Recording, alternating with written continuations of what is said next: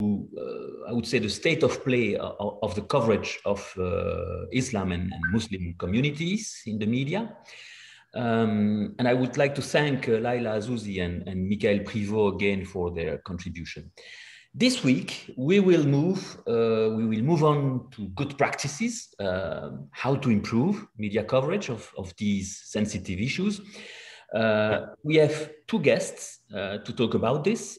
First of all, Pedro Rojo from the Spanish foundation Fanar, who will talk about the tool that has been set up in the framework of another European project, which is the first guide for journalists covering Islam and Muslims, a very practical guide, you will see.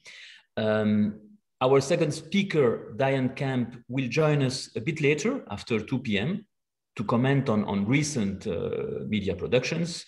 I think we've sent you a list of articles. Diane is professor of broadcast journalism at Birmingham City University. We used to work with her as European Federation of Journalists on the theme of diversity, inclusiveness in the media. It was for a Council of Europe project a few years ago. After her presentation, you will have the opportunity to discuss these articles, these good and bad practices.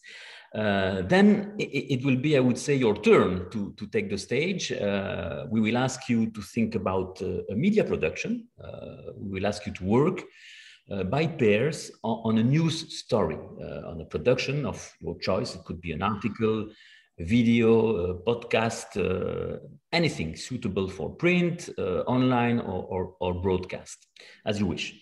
But I will come back to the details of this assignment after the exchange with Diane. Now, I don't know, Tommaso, if you want to add some words. Otherwise, we can give the floor to Pedro, who will start his presentation. Tommaso, would you like to react or add on?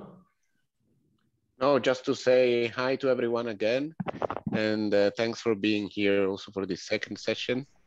Happy to see so many continuing the engagement. No, then I would directly pass to Pedro for his presentation then. Thanks very much. So Pedro, the floor is yours. Gracias, Ricardo. Thank you, European Federation of Journalists, and thank you all for being here. For us as Fanar, is a great chance, and I'm very happy to be able to exchange with so different profiles of journalists and people interested on the covering of Islam and Muslim communities in the press. We've been working in the Spanish environment since 2017 with the Spanish Observatory of Islamophobia in the media. There's some reports in English if you want to have a look, but as Ricardo said, we focus very much on the practical or on the solution, or trying to find some ways to connect with journalists to make aware of the importance of taking care of the language. We are very aware of the importance of the imaging. We will talk about that today, but also on the language. And what we have found in this, now it's going to be the 5th year we've been working, is that there's been a very positive feedback from Spanish journalists, okay? From mainly, we always talk about two big groups of journalists covering Islam and Muslim issues, and one who they know why they write Islamophobic way, let's say, and others that they were not aware about this issue, okay? And in that sense, I mean, we managed to decrease the Islamophobic, you will see at the end if we have time, but I think it's important that we understand, and you as journalists that are interested in in this field. Maybe also we will debate at the end to do some advocacy on these issues. Okay, because I mean we have a big margin of improvement as the situation is quite hard. But as I say, in 5 years we managed to decrease the level of Islamophobic news at the Spanish media that we follow from nearly 70% to more or less 35–40%. Okay, and that's just knocking on the door of journalists and saying, okay, should you try to do this or that, or I mean, making them aware that we have to be very careful with the language when we talk about Muslim communities and the facts and the stereotypes, as we are trying to do, or we are improving in our writing in issues of gender, racism, or LGTB community.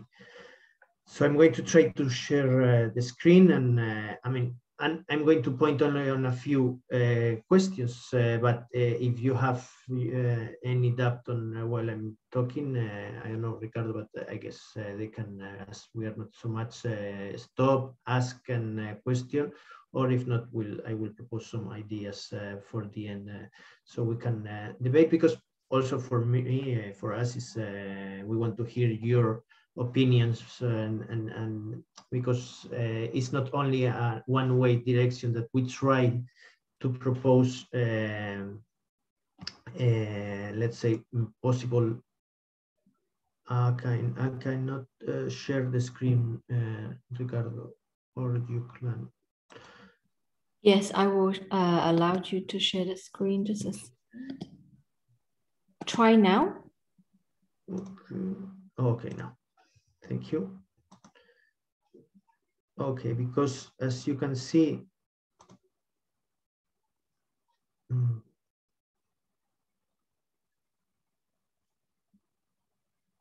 all right, you can see the screen now, right? This is the guide Ricardo was talking about, okay? We coordinated, but we did it with a wide let's say, group of organizations that they help us to, let's say, check or cross the data and the proposals. We have European Federation of Journalists, NUR Photographic Agency, CCIB, Media Diversity Institute, the Ministry of Inclusion in Spain, and EMED, okay, that's a think tank in Barcelona. And that's the idea. That's why they say it's so important for us to share information and to check what you think about the issues that we talk. This is the guide. You have it here. I think Ricardo put the link in the chat, okay? So you have it online, you can check it, and we will focus only on a few things, but we have an introduction by Ricardo on also very good I mean, proposals on how media have to deal with Muslim issues, but and the other way around by Mustafa Shairi from the collective Bell Against Islamophobia. I point here, I don't know if you can see it, the issue of terrorism, as I think you will have Jean-Paul Martot next session. I won't go in details on that, but I want to share, if we have time, the issue of how should we name or label the so-called jihadist terrorism, okay? No, of course, I think we all agree, not Islamist, but also we have a problem with jihadist terrorism. And jihad is not a word related to violence, to war, and by using this adjective, we are stealing a very important word for Muslim community. So we have to make an effort. We have to find an alternative. We propose some here in this guide, but we have to check it or to hear your proposals. As I say, I mean, for us, it was very shocking hearing kids going to their Islam meeting or class and say, okay, today we are going to talk about jihad, and their own Spanish Muslim kids, they were, oh, jihad. That's very worrying. And I think journalists have a big role on this issue of fixing the words related with the imaginary. We are going to start from this new report that has Media Diversity Institute with NR produced. I just saw it, I think, a few days ago. And they have, this is the box where I will put some ideas for the debate later.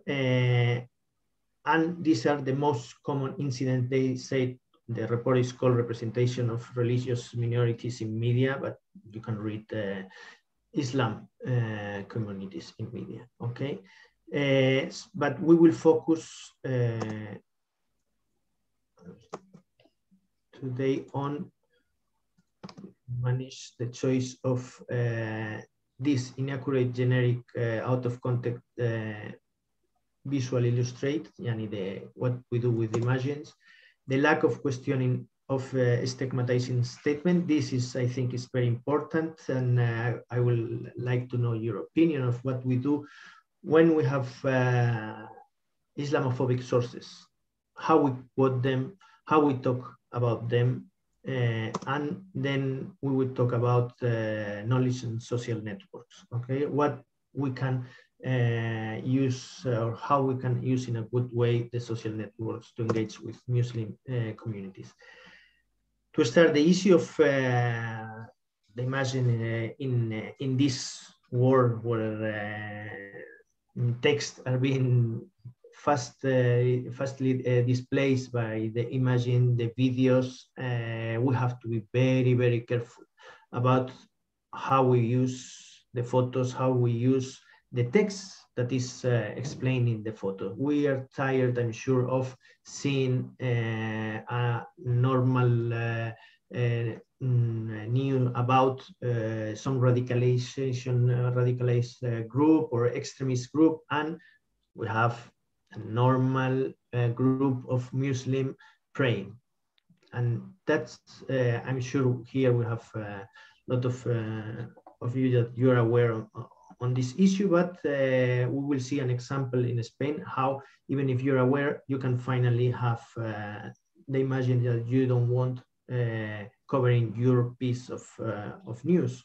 And I mean, that has a big impact on the Muslim community, because as we say with the word of jihad, if we still or make a bad use of rituals or symbols or daily life of Muslim people, relating it to violent acts or things that don't match with that imagine, that's very important. So that's something, and it's a very difficult issue also when you are in a newsroom to choose the correct image for the news. But for that, you have to have this knowledge that we underline here of the environment that you are following, so you can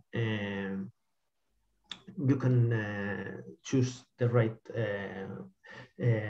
photo, okay? And this is a case of good practice, okay?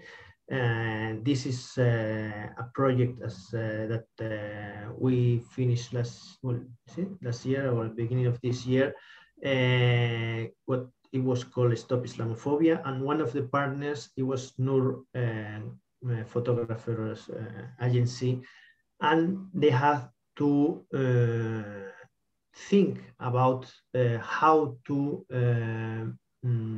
show Islamophobia environment in Europe by photographic reports or projects. And they did Spain, France, Italy, Belgium, and I think the Netherlands. Okay.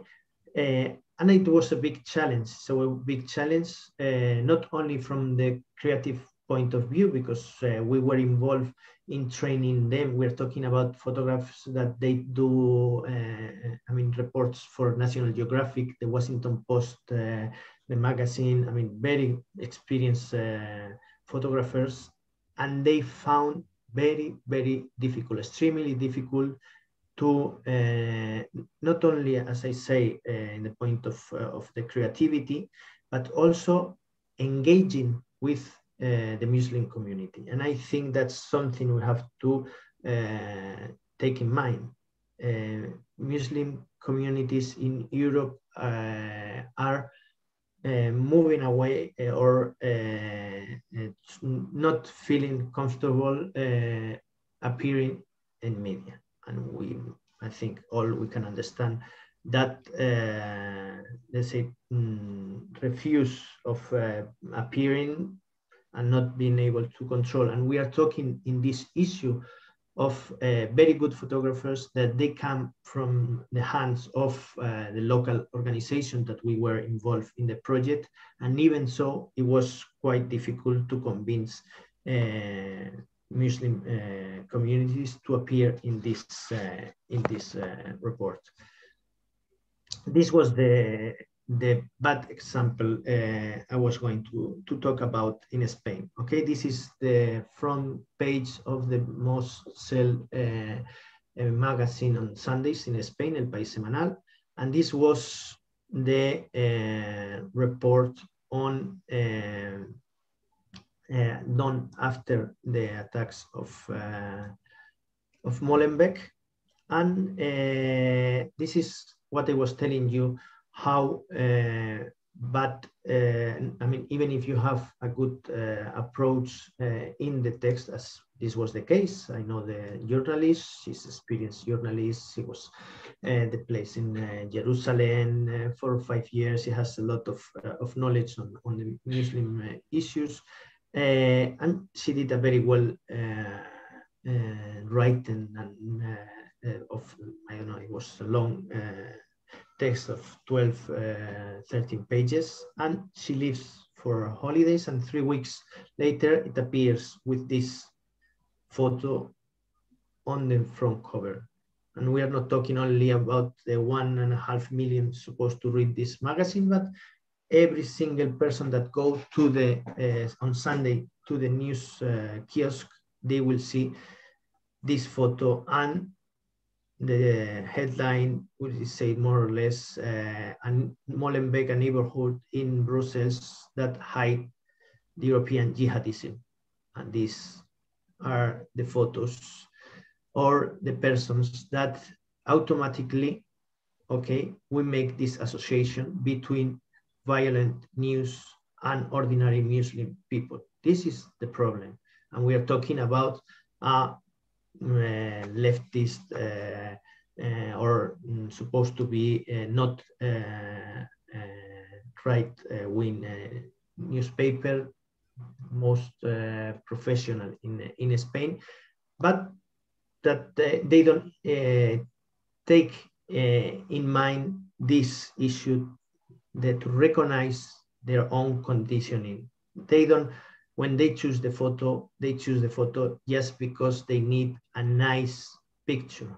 And the persons, they just became an object of the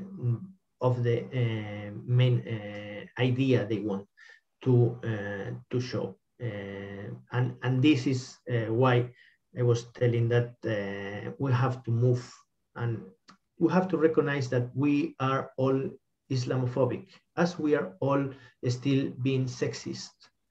And this is not the time, but I mean, I'm sure we all know all the input we have against Islam and Muslim people. And the first step is to recognize our own prejudices, our own stereotypes. And from then we can start working as we have done with gender issues. And we cannot still not say that we are all feminist and we have no problem to solve. With Islamophobia is the same issue. We have to recognize and from then to resist the temptation of produce photos that will maintain these cliches and stereotypes. This is, we think, the way of breaking the vicious circle of the images.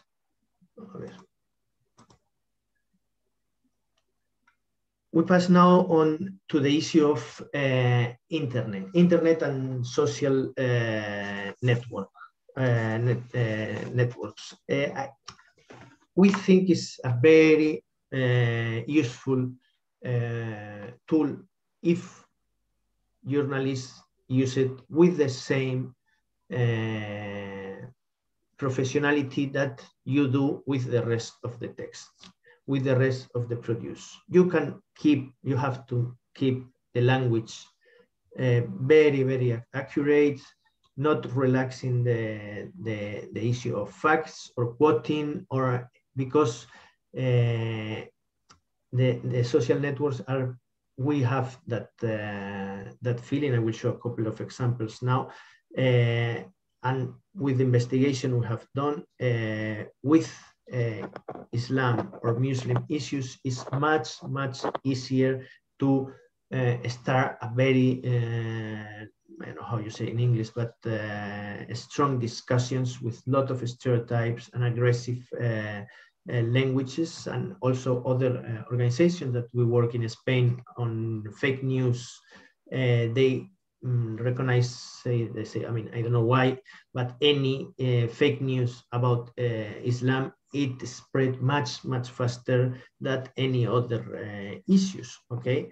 So for that, it's important not to engage with these haters, with these trolls, and as journalists, it's very important that you create alternative content and positive content.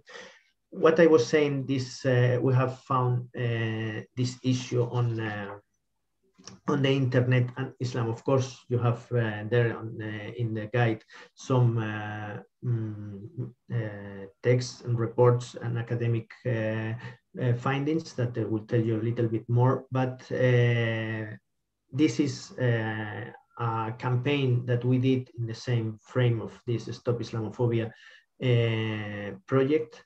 That it was a very basic video that was created in a lab with 15 Muslim organizations in Spain, because what we had found in our statistics in the Spanish media is that Muslim women and the issue of the veil was the most hated or the most Islamophobic text that they were rated in Spanish media, even more than when it was talking about terrorism or radicalism. This was, I mean, and we had the support of Twitter. That's why, as maybe you can, it's in Spanish, but you can read 8 million of interactions and 2.5 million of visualization of this video. But the question is that in Spanish, only in Spanish, create 1,500 messages. From those messages, 71% they were negative messages. And from this negative message, these 47%, they were written from a position of superiority. Black, white superiority, Occidental superiority. I mean, we're not going to go into this detail, but the question is that we know what you, woman, Muslim woman in Europe, because this was in 8 different languages, okay? You think, and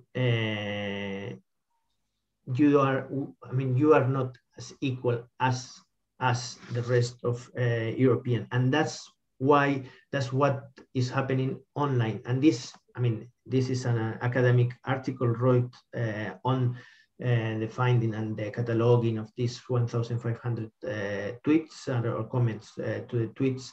But we are not talking about an organized answer. It was just random people answering. So we have to be aware, at least in Spain, this is, at least in this issue, how people think about Muslim women. And that's why in the internet we have to fight that way of talking. Okay, this is real life, okay, where you have black, race, and white, but in Twitter, mainly you have black and white. So that's why we have very aware of what we write and how we use the internet and social networks. It's true that is a very big opportunity. It's true that with the social networks, you can find a lot of information, interact with Muslim communities, with Muslim individuals, be part of their discussions, but we go back again to the basics of journalists. Have to be transparent. It has to be respectful. It cannot substitute the normal relation with your sources of physical, but it can be a way of showing the diversity of Muslim communities in Europe, the variety of discussions of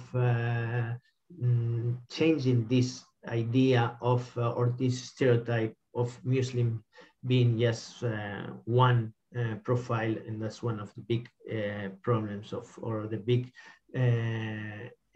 things that is ways of imposing or implementing the Islamophobia in the media, making this big stereotype of Mr. Islam, like he was just one person, and of course violent, sexist, and anti-democratic and anti-Western, whatever that means, values.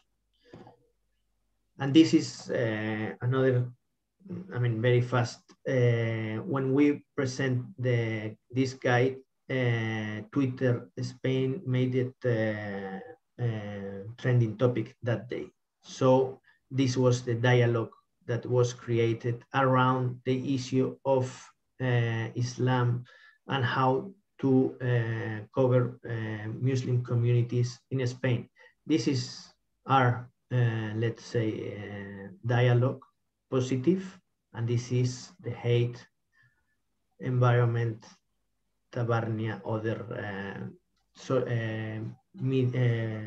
accounts in Twitter with a lot of hate speech. And as you can see in the links between Fanar and the other, very small points of or bridges of dialogue or conversation. So everyone keep around their own ideas, their own stereotypes. So that's one of the challenges of talking or spreading news in the social networks, to break these two worlds of ideas or polarization of the debate. The gray part, which is very narrow, is the one I think we have to fight for. And just finishing the last point that it was very nicely remarked in this report from Media Diversity Institute and ENORB, is the issue what we do as journalists with Islamophobic sources, with racist statements.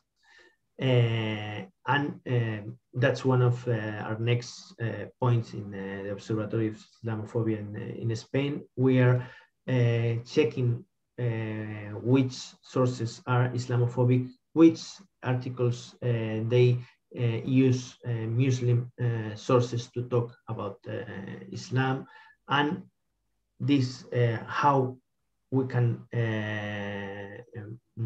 frame these narratives that they are racist or Islamophobic. I think from our point of view, and we agree that in this new report or document from Media Diversity Institute is that you have, as journalists, to put in context, to explain, not to normalize this kind of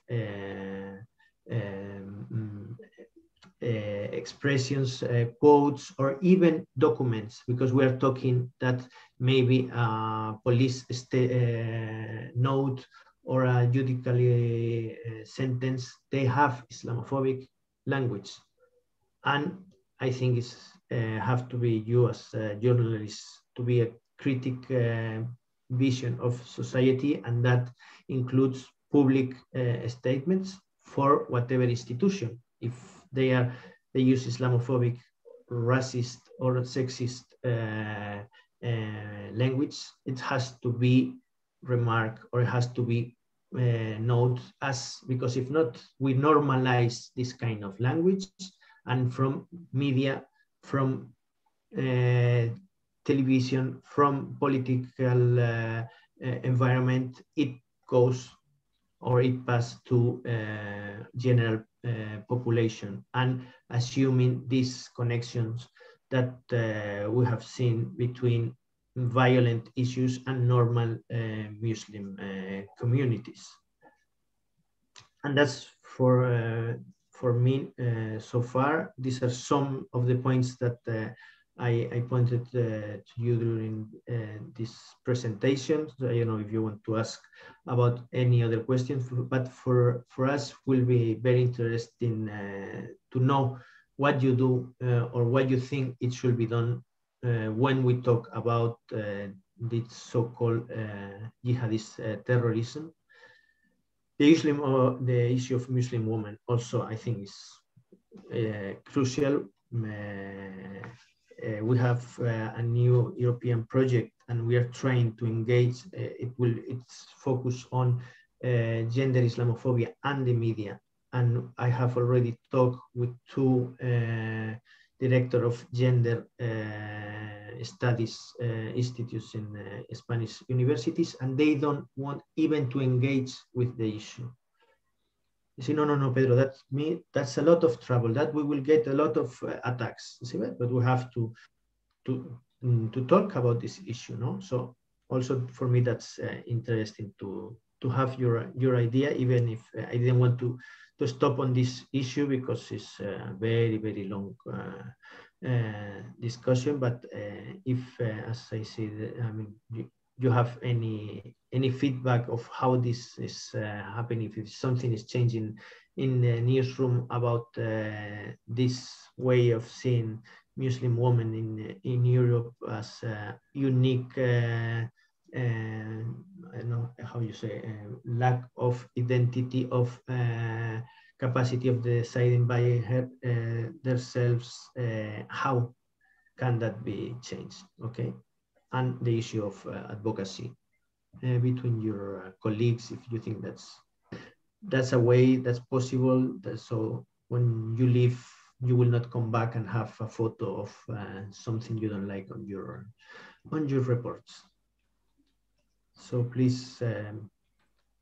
Thank you, Pedro. I think we should now open the dialogue to any comments or questions. So do not hesitate to raise your hand or just take the floor on this. I think, as Pedro said, sometimes it's difficult to share that kind of tools because simply people don't want to discuss the issue. They prefer to ignore it, which is not the good reaction, of course, for journalists. So let's open the floor. Do not hesitate to react. It can be a comment from your part also to what Pedro told us right now.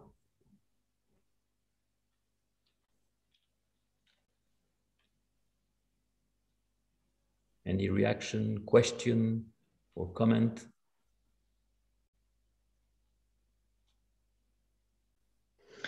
If not, can I make a comment? Yes, Frederick.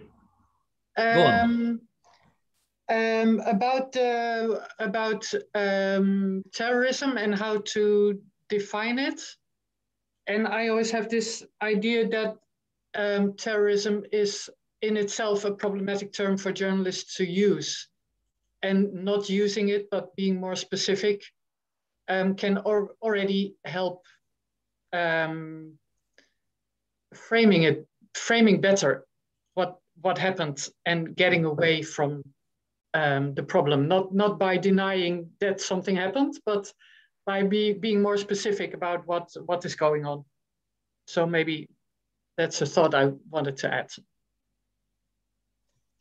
Of course, I mean that's also one something that we are always a point, or I don't say that you have to deny, of course, and you have to criticize whatever you as a journalist think you have to criticize, of course, and that's here we are normally attacked on with when we say no, but no. I mean, we are open to criticize and to talk about everything, but with respect. And as you say, Frederick, we think if you're talking about an attack of Daesh, then you should say Daesh terrorist attack or Al Qaeda, but not jihadist, not Islamist, of course.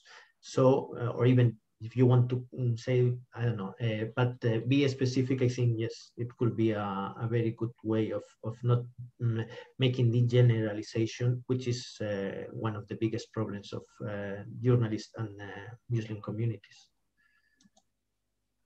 I even think that when it's about Daesh or Al Qaeda or whatever, we shouldn't say terrorist, not because it's not, but if you say it's a terrorist attack, you still don't know what happened. It was a bomb attack, or it was a plane flying into a building, or it was a, you know, if you're more specific, because it immediately leads to a discussion. Oh, we're calling this terrorist and not that terrorist, and it's a political term, and it's often misused by people in power and by governments.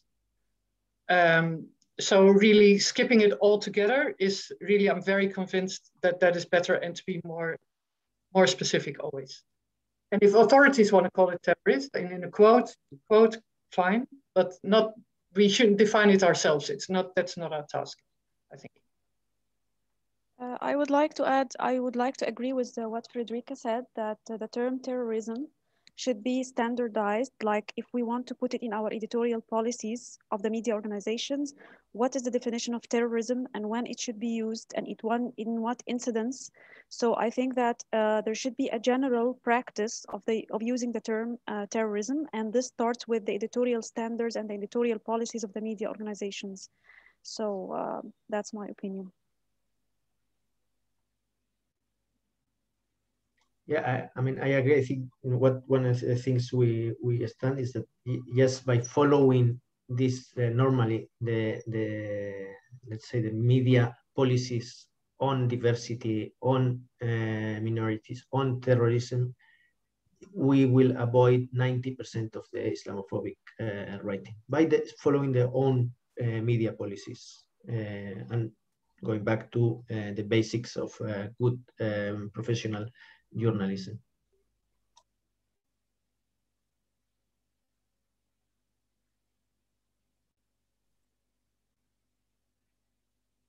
Okay, any other comments? Otherwise, I have a question for you, Pedro.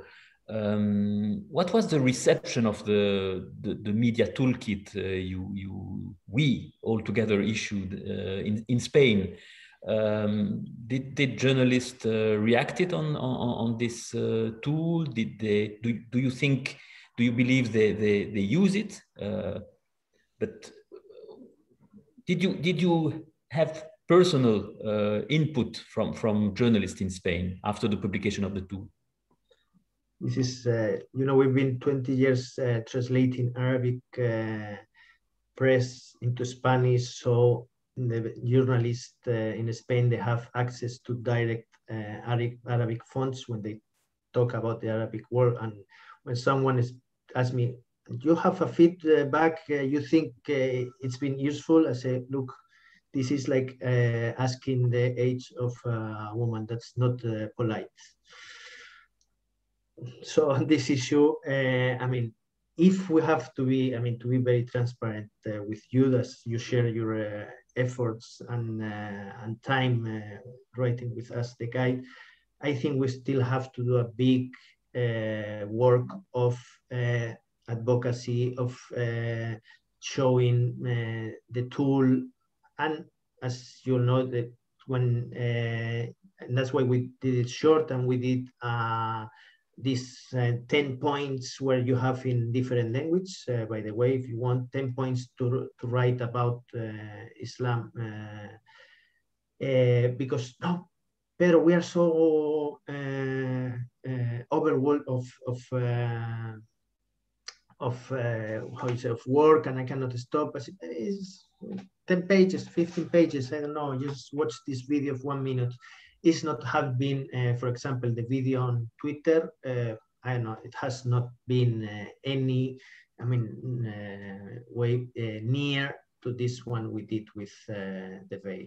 So what we are doing now is trying to do this kind of meetings with journalists, trying to explain to, and what has been very useful and very good feedback is at the classes we do at university in journalist studies. That's been very well, I mean, accepted, and the teachers of that they normally host us at universities, they are very happy with that. In the news rooms, I think, well, that's one of the problems. They already think that they know everything, or they don't need that much of information. And the other part is that the ones who really would like to engage, they say, well, we are very fast, we are very, I mean, have a lot of work, we have no time to think. What is very useful, they say, is this glossary we did, okay? And these points, they say, okay, some of them, they say that, I mean, it helps them as a reminder of things that they maybe already know, but they have no time to stop and say, no, we cannot do this, I cannot accept that. But that's, as far as we know, the feedback from journalists. Better reception in better feedback from universities and journalist students than journalists themselves. And what about journalist organizations, FAPE, FESP, and so on in Spain? Did they share the tool, or? Yeah, we have seen some sharing of the tool from these media organizations. Yeah. Yeah, and I mean, and we have get some interviews. We've been asked to interview us through this organization. Some newspapers or radios in different points of Spain, they say, I mean, our organization send us this guide. Can we talk a little bit about this? That, I think it worked well, and that's maybe a better way to know how really has an impact or arrive to the I mean, to the journalists. I don't know about your organization in Spain. How was the feedback from it also? Hello. Yes, we can hear you. Go on, Luc. Yeah, a short question. These guidelines, are they also translated in English? Are they? Yes. Yes, I shared. If you go to the Q&A, the discussion panel, you'll see a link to the English version, but there are several versions, I think, Pedro, Spanish, English, and maybe more. Well, Italian was on the way, okay. I'm not sure French, someone contact us, they want to do it in French, but what you have is these 10 points. You have it, I mean, like the short infographic, you have in Italian, in French, in Dutch, in Arabic, English, and Spanish. Okay. I will share now the link where you can download these 10 bullet points on the issue. So that's about the bullet points, but there is a more developed document as well online. In English, what they show it's English and Spanish. Shortly, inshallah, will be in Italian. I have one more question to add if we still have time. Go on. Did you analyze the relationship between the ethnic groups and Islamophobia, whether the Muslim is, for example, from a European origin or from a Middle Eastern origin or African origin? Does ethnicity add to the Islamophobia issue as well as gender, as you mentioned? Did you have an analysis of that as well? No, we didn't. I mean, we're trying to develop across exchange of data with another organization in Spain, which they're more focused on immigration in the media, okay? But we have a problem with that because one of the facts or the problems we have in the Spanish media is that Muslim communities mostly shown as a foreigner community, when at least half of the Muslim community in Spain it's Spanish national. So it's difficult. Okay, it's difficult to feel that point, and we thought about doing this. What you say, I think, is very important because we want to know. We are as a foundation very focused on the Arab world, and we jump into the Islamophobia because we thought it was urgent, but really we are doing an exam with the University of Salamanca of some Twitter messages related with this issue, whatever in 3 points, no? That is Islamophobic, is xenophobic, or has to do with Arab origins. But it's very difficult to know when the message in some cases, okay, when the message is racist because of let's say Moroccan origin, or because it's Muslim, or because he's an immigrant. But I think it's quite important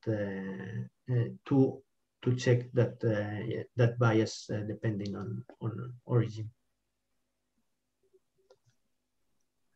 Thank you, Pedro. Any other comment or question?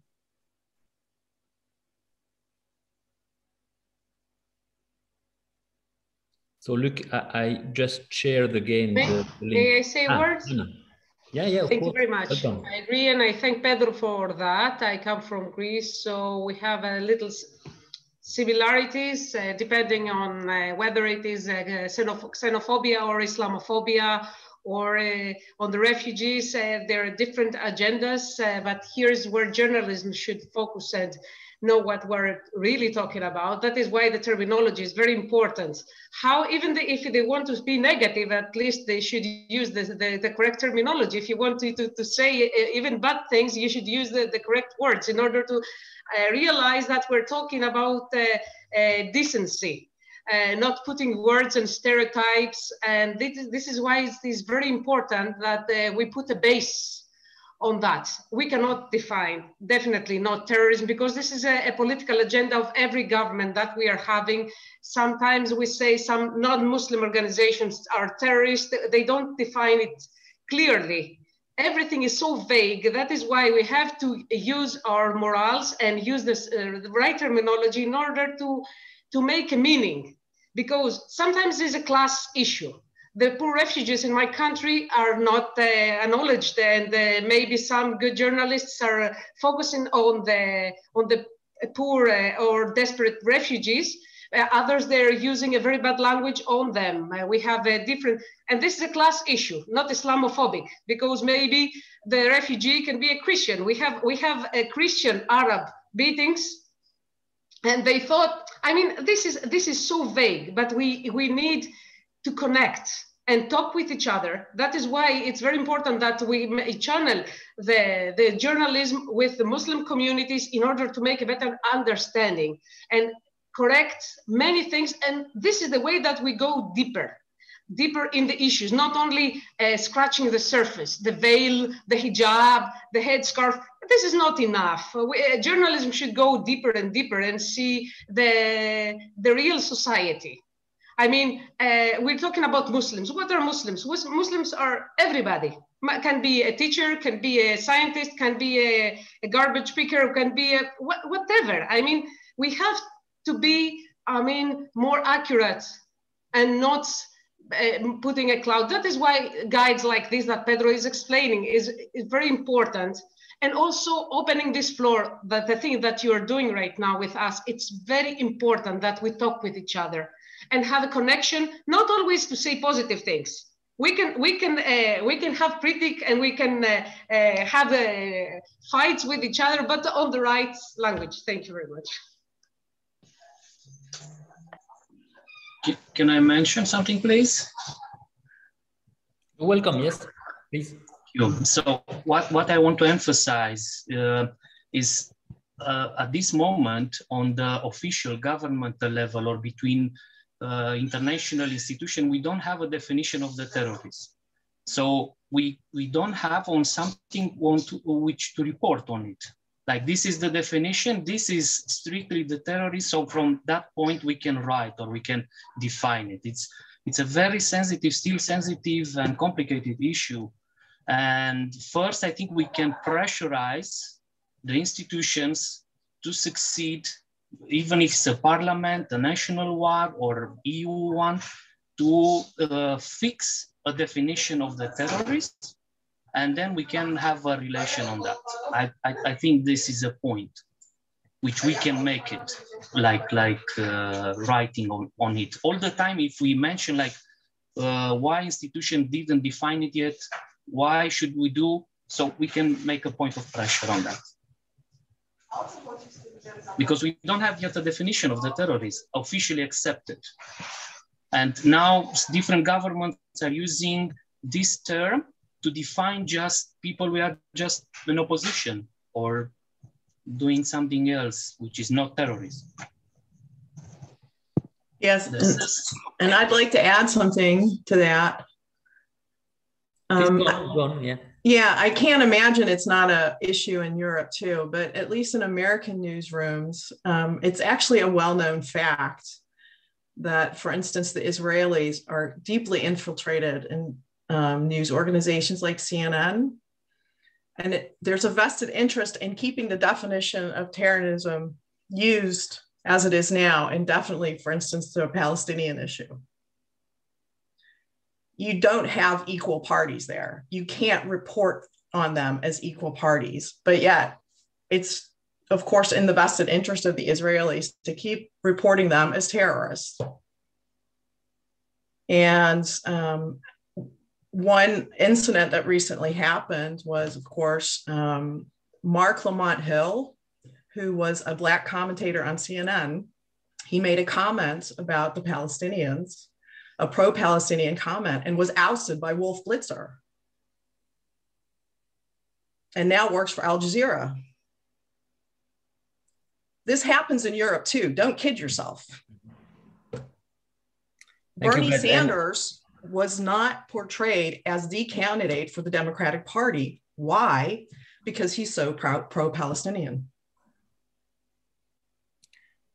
Just to add on this and on Marius' comments, I think we should accept the fact that the use of words is political. It's a political issue. And as Frederica said, I think as a journalist, the important point for us is to take distance from the political use or misuse of words. And it's always possible to report on facts, you know. It's always possible to talk about the bomb attack and not about a terrorist attack. And as Frederica said, when you quote the government, of course, the government will say it's a terrorist attack, and then there is no problem, I mean, as a journalist to report on these quotes. But we should be cautious indeed, because there is, of course, a political use or sometimes misuse of words. I've just shared the BBC guidelines about reporting terrorism in the chat, and they are rather convincing about not using the word. Yes, and tomorrow, next day when you have Jean-Paul Martoth and his guide also for UNESCO and reporting terrorism, I think he's going the much very, we also check this, is very interesting, the BBC guidelines on reporting terrorism. But the issue of definition and the issue of course, what you say is right, there is no agreement on the definition of terrorism by United Nations. I don't say by European Union. No definition have been accepted by everyone. Why not? And now we have, I don't know if Tommaso is still around, but there's a big discussion, at least in the academia, where we work a lot on the issue of the definition of anti-Semitism and anti-Zionism. And why to make them equal? Not, there's been a new definition. It's called the Declaration of Jerusalem, and words are important. And the acceptance of some definitions or some concepts as normal, it goes beyond of whatever is an official text or official acceptance from governments or institutions. The problem if we normalize these definitions or these words or this way of saying things in normal day life, and that it's also journalist language, then we have a big problem with our imaginary, with what we have, we are creating in our minds.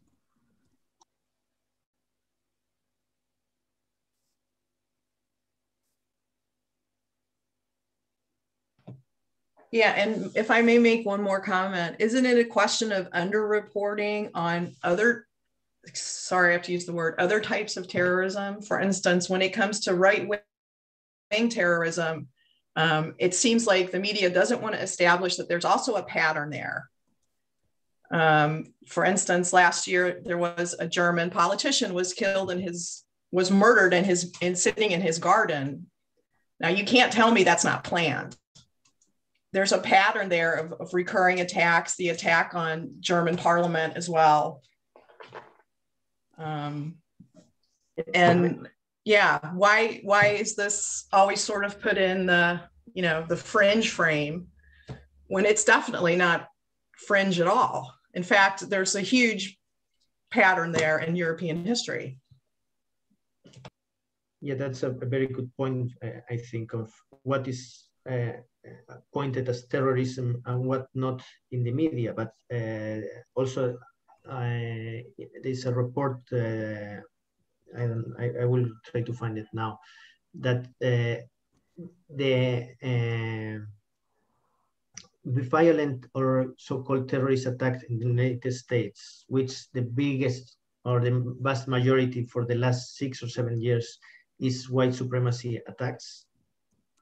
I'm talking about maybe 90-95% of the attacks. Okay, when there is a report on these violent attacks, 90% of these reports, they talk about Islam. Why? 13% about Jews and 7% about Christians. Why 90% of the news when we are talking about white supremacist attacks, they have to talk about Islam. It's not only under representation of other types of whatever terrorism, violent attacks against civilians, whatever you want to call it. But that whenever there is a violent issue, I don't know why or how Islam appears.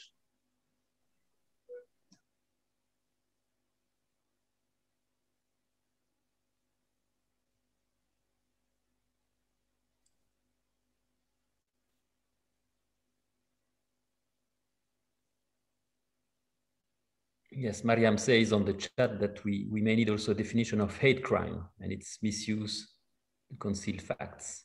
Indeed. We have, sorry just to introduce, but we have, we're trying to settle in a small region in Spain, monitoring network of organizations to register hate crimes against Muslims. And we have contact the official office in the Ministry of Interior of hate crimes and some of the fiscal, I don't know, Ricardo, how to say fiscal in English? The attorney? The prosecutor. The prosecutor of hate crimes. And they themselves say, I don't know, when they come, and it's a hate crime, it's not a hate crime, of course. If you have right-wing politicians, there's never a hate crime when they use it. But that's a very good question. Also to denounce hate crimes and hate speech online or in real life. Because also there is some very interesting reports, academic reports on how the increase of hate crimes in media is linked with the increase of hate speech in media is related with hate crimes in the street. And I mean, I just remember one from Leeds University, and it was related with some punctual news in the UK. But I'm sure, and that will be very interesting, also investigation to do, how this way of reporting also increase physical attacks against Muslim community.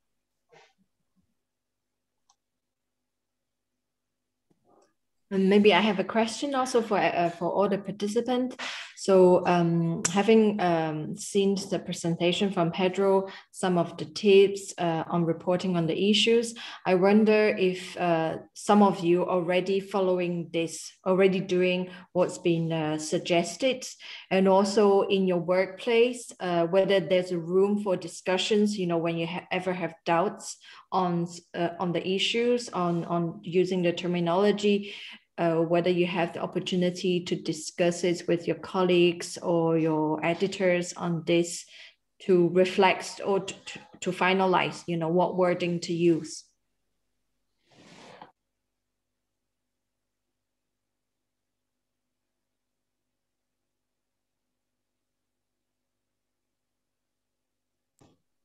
Can I have a word on this? So I'm working alone mostly, but I used to be a member in unions or in different organizations. Personally, I'm using American ones. They have a large experience or much more experience. And with everything which I'm doing, even if it's a photograph or something, all the time I'm asking their opinion if it's difficult to, and I'm waiting for an answer before publishing or before going further. So all the time I'm relating to a big, let's say, union or association or groups or something to see if it's legal what I'm doing, if I'm covered by the law, if I'm covered by some insurance, if I needed extra. It's taking time, it's taking more time. Even now I'm working on a material and I'm taking a point from the police, a point from the producer, a point from everybody to have an entire spectrum of the issue. Now it's going pretty much fast in few days. It's not like before, in few days you can have all of it. So this, I think, can be done in anything. All the time, even if you are relating on Muslims communities, all the time they have representatives, which you can talk with them before publishing, I think. I don't know exactly how it's in working in a newsroom, but and how fast they need to be. I'm not publishing news, so okay, thank you.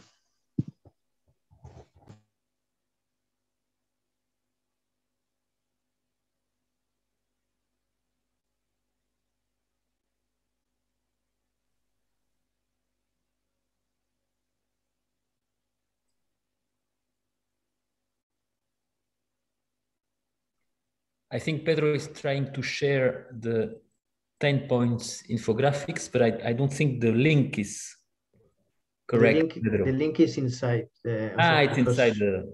Yeah, it's in Spanish, but if you go down, you will find these 10 tips typically in all these languages. But I don't know how to put the links here. If you just copy the link, okay, the address, you know, of the... Yeah, the address of the post is this one I put up, but I will put, okay, of each one you mean. I think it would be better because it doesn't work this way. I will. Any other comment on Yuklan's question?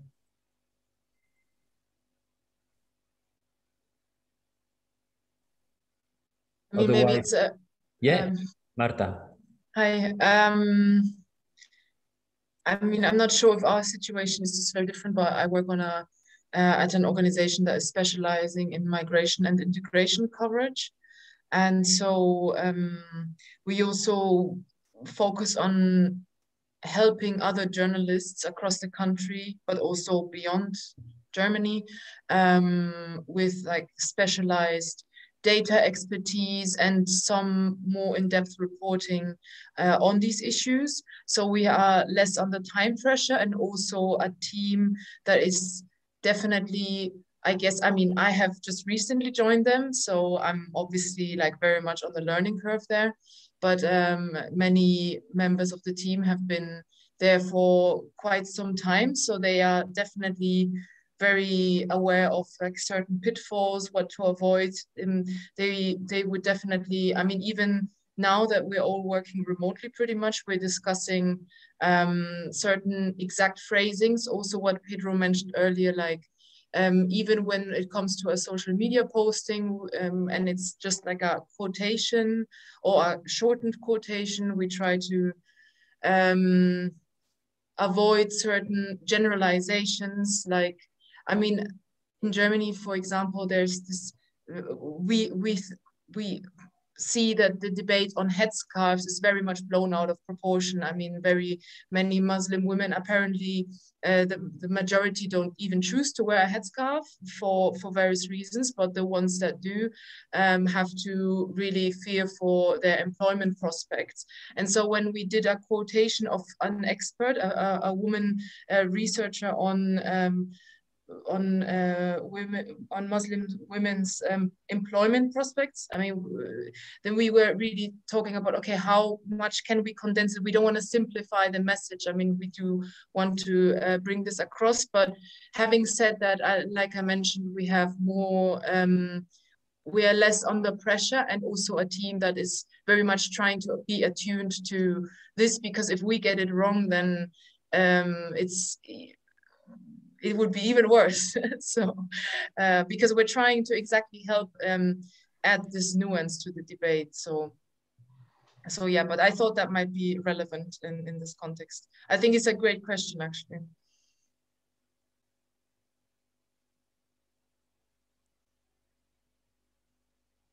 Thank you for the comment, Marta, and welcome to Diane, who just joined.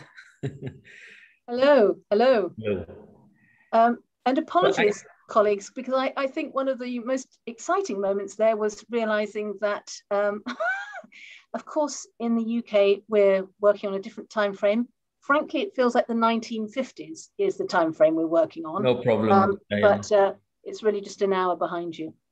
Nobody knows about it, so yeah, we're on time. We're on time. We're on time. So, Pedro, I don't know. I think we can move on. Do you want to add something as a conclusion, or it's difficult to conclude such a discussion, Pedro? But if you finished, maybe we can move on to Diane's presentation. Then we'll have a discussion on Diane's presentation, and I will present you the final, I would say, assignment to all of you. After Diane's presentation and discussion with her. So can we move on, Diane, or do you want to add something more? I'm fine. Has everybody managed to have a break? I've been teaching online across the pandemic for the last year, and I realized that everybody needs to have a regular 5-minute wander away. Maybe we need a 5-minute break. Would it be okay for all of you? Okay, 5 or 10 minutes.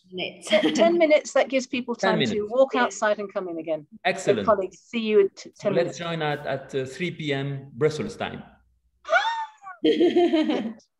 Excellent.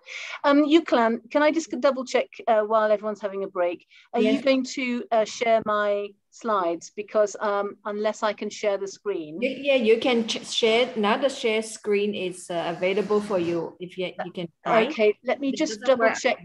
Let me check that it's there. Yeah. Are you seeing that? Yes. Perfect. In that case, that's what I will. Yeah. Okay, good. All right. Yeah, so, sorry to rush you. No. Afterwards, we didn't never talk about the time difference. No, but it worked out. We have the plan B to go for a break. And I think that's really useful. I mean, people do need that. So I'm just trying to see how yeah, perfect. Okay. So if I leave that screen up like that, and you can see that, yeah? Yeah. Excellent. Do we have some small team meeting rooms so that people can get together in small groups? Yes, I will create a breakout room when we want to break out. For today we have 24, 25 people. So we can have 4. How will we distribute them? I will just do it randomly. Okay. Cool. Excellent. Well, I may also just take 5 minutes to get some fresh air and come straight back to you. Welcome. Yeah. Perfect. See you later. Okay, so shall we make a start? Lovely. Let's start. Okay, well, first of all, apologies again for this being slightly in a different shape to the day you'd expected. But I'm delighted to be here, and I'm really delighted that Ricardo and Uklan got in touch to ask me to be part of today. A bit about myself. My name's Diane Kemp. I'm a professor of broadcast journalism, and I worked for a number of years as a broadcast journalist in radio and television in the UK for a variety of people before coming into academia, but I've stayed involved in journalism. I'm deputy chair of something called the Broadcast Journalism Training Council, which sets the training standards for journalism teaching in higher education in the UK. So that comprises of the BBC, Sky, ITV, the main broadcast employers. And as well as that, I also am the director of something called the Sir Lenny Henry Centre for Media Diversity. So issues about journalism and diversity are very important to me. And one of the reasons why I was delighted to be invited to do this. What I am not is Muslim, so I do not intend to suggest I can talk from a position of expertise or lived experience around that, and I will defer to anybody who wants to, pick up on points that I make. Absolutely. These are, as it says here, general advice on reporting inclusively. And what I'm intending to do in my bit of the session is to talk a bit about some general rules, some general reporting kind of good practice, which will then let us look at some examples of good practice. Those examples were actually sent to me by a former student of mine who is now a very senior a Muslim journalist in the UK. And I just emailed a few friends saying, give me some good examples. Always harder to find than bad. Have you noticed? But they came up with some, and those are ones we'll look at. As much as to look at what makes them good, if you think they are, but also to think about what the challenges are for writing in that way, you know, wherever you are, because we all know that depending on where we live and work, the different challenges that stop us from doing the kind of journalism we might hope to do differs. You know, that might be to do with time, resources. It might be to do with the precariousness of our job. It might be to do with regulation, ownership of the medium, all sorts of things, quite apart from local, social and political provisions. So we're going to do that. And then I want us to think a little bit about, if you like, wider concerns, which is about how we support each other in trying to do, you know, much more inclusive journalism, broadly speaking, how to be an ally in the newsroom. And I'm pretty much going to leave it at that point. Okay, so that's the plan anyway. Can I just say, first of all, I'm afraid because I'm doing this on a laptop and I'm sharing the screen, I can't see the chat bar. So I will be reliant on you unmuting and saying, hang on a second, Diane, and then I'll hear you, but I won't be able to read it, I'm afraid. But please do use that chat bar if you'd prefer to, and then Ricardo or Uclan can voice it up for me. Okay, so here we go. I mean, the first thing to say is, obviously, there is a lot out there to help us. I mean, if you're wanting to be a better journalism in any way, you know, if we're wanting to get our data journalism skills better, there are things to do, places to look at, TikTok and other explainers. But, you know, one of the things it comes down to is, of course, this is one of the things we're really good at as journalists. We're really good at asking questions, finding the right people, and then asking them the questions so that they tell us and share information. So this is not a difficulty for us. I wanted to just remind you that you've already had some of this useful information from Layla, who I think was with you in the last session, previous session. And she did a combination of do's and don'ts. And again, I think some really useful points in her do's. I'm not going to spend any time on them because she's obviously gone over this before. And I don't think there's anything controversial in any of the points that she's made there. Under the don'ts, again, similarly, I think that probably one of the main ones I would agree with here, though, is the top one. You know, we all know that one of the problems that we all face as journalists is time. And when we're under the pressure of time, it's very easy to go for what we know or who we know. And if we don't know a broader group of people to go and get a comment from, to tap up for a new contact, then, you know, when we're short of time, we don't, you know, we're stuck in that bubble. I did some teaching with a network of print journalists in the UK a couple of years ago, and I got them to sit and write down the people they knew in their network who looked different from them. And it was really interesting. I just said, right, stop where you are, you know, write down how many people you know who don't look like you. So different gender from you, age, social background, ethnicity, religion. And it was a moment. You could see people looking around and thinking it was a pretty nearly all white room of mostly white men, not all, but and of course that reflected then in their peer groups. So if there's a way in which you can be spending some time to increase the sort of diversity of your friendship and networks early, you know, it just pays off when we have no time.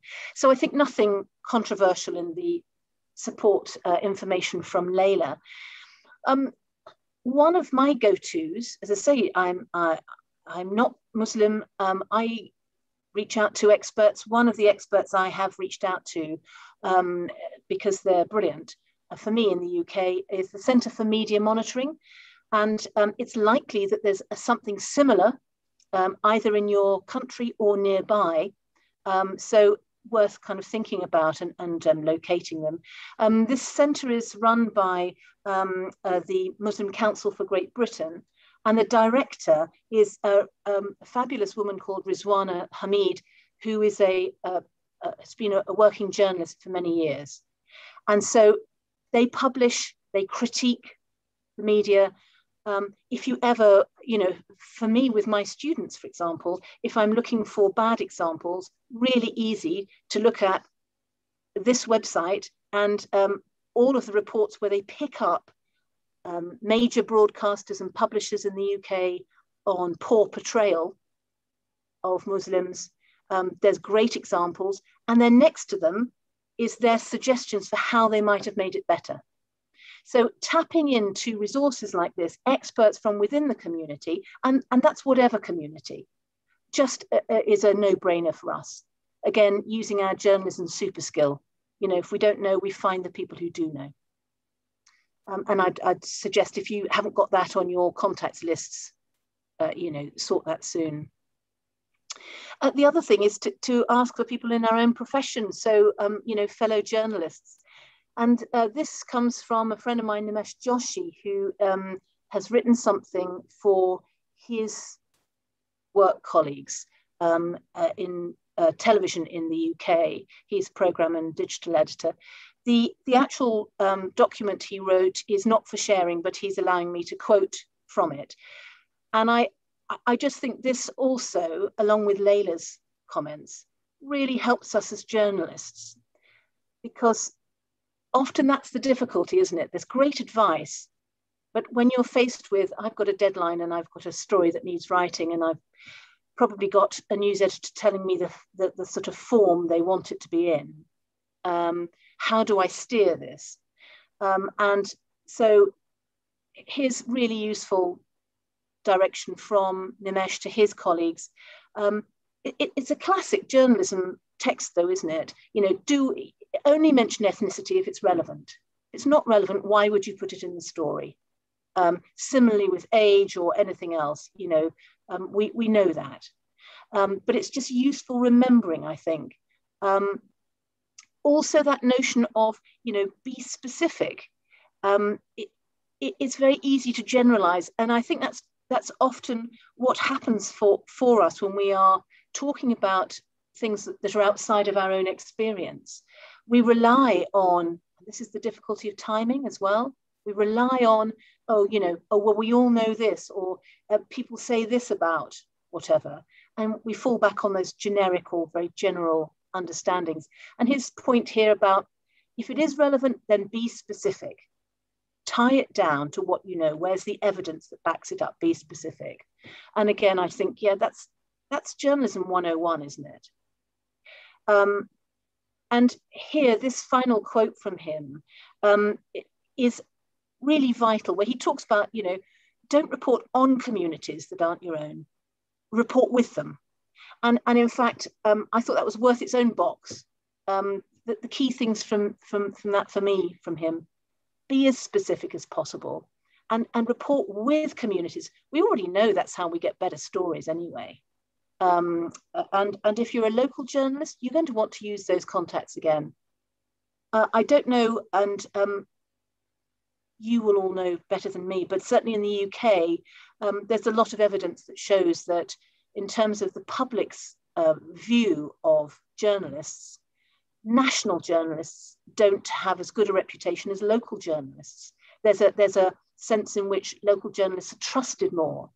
And often I suspect we think that's because we live here and we're going to end up using those same contacts again. So we'll probably be maybe a bit more polite, or, have a bit more time for them, or whatever it might be.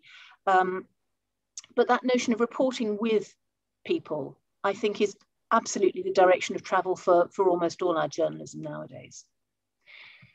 they're not the only places to go for information. And I mean, I just put a couple here, but you can think of many others. Obviously, the EFJ, Council of Europe.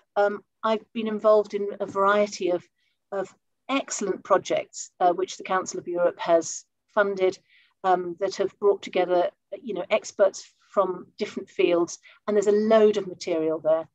The Ethical Journalism Network, again, I mean, there's some fantastic resources which I use over and over again with my students. Why not? And any others, draw yourself a list up. When we're short of time, you can't think quickly. It should be there in front of you. But, when I was kind of referring, for my own thought process about this, again, it just comes back to that solid, good journalism practice, doesn't it? How do we ensure that we report accurately about people, whoever they are, whichever background or whatever? Actually, it comes back to being, a solid journalist. If there isn't any evidence for it, why are we reporting it? We wouldn't think about making up a quote or, assuming knowledge. And so the same applies to, if we're dealing with people from a community different from our own, whatever that community is, we need to get the evidence to back it up. So that then took me to, well, let's have a look at some good examples. Bad examples are really easy to find. I have to say, I spoke to a former student of mine who's a male Muslim journalist who is actually working in another country outside of the UK, but he was a UK television reporter for quite a few years. And when I asked him for some good examples, he couldn't think of any, which was interesting. He then did send me a number of his reports, but they're quite long and televisual, and I thought they would be too long for us here.